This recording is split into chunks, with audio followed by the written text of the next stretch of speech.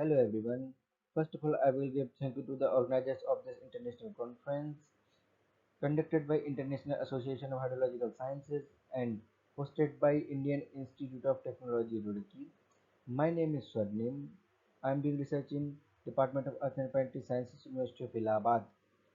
I will present the topic entitled Groundwater Storage Estimation in Uttar Pradesh by Grace and Grace F using geospatial technology and Google Earth Engine.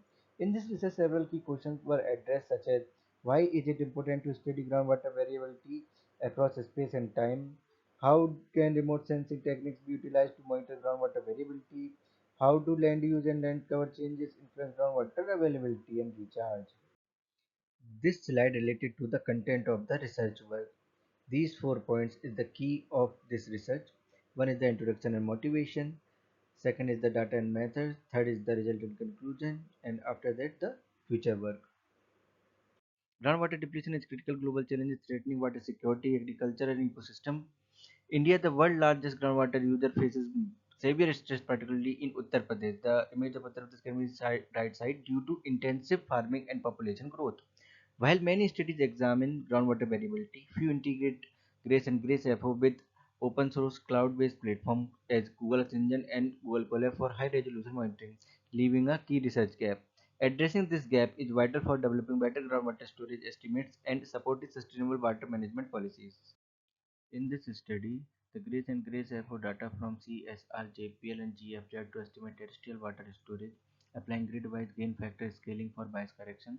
Jealous no model data provided soil moisture, canopy water storage, and TWS. Groundwater storage was derived by subtracting soil moisture and canopy water storage from GRACE TWS, and results were validated with observed well water level. This graph is showing very interesting trend. Here we can see the rainfall declining rate is more than 2003 to 2017 compared to 2018 to 2024. Same trend showing groundwater storage anomaly, but 2003 to 2017 well equivalent water thickness also showing same trend like rest of anomaly, but opposed from 2018 to 2024. This slide indicating the very interesting fact. In Uttar Pradesh, from 1995 to 2024, the land surface temperature and normalized differential vegetation index is increasing.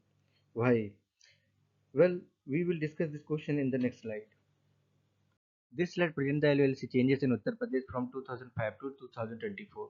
The result indicate a continuous increase in built-up areas over time, reflecting population growth. Meanwhile, the extent of Rabi, Zaid, and Kharif crop is declining, whereas the trend of double and triple cropping is increasing. To sustain the growing population, agricultural land has expanded, often at the expense of grassland, woodland, current fallows, and wasteland, which are being converted into agricultural use. These changes highlight a rising dependency on groundwater for both domestic and irrigation purposes. Furthermore, the increase in build-up and agricultural land is associated with the corresponding changes in NDVI and land surface temperature.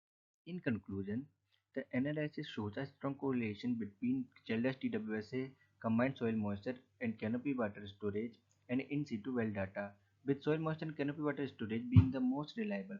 Both total water storage anomaly and groundwater storage anomaly declined from 2003 to 2017 due to irrigation, urbanization, and reduced rainfall.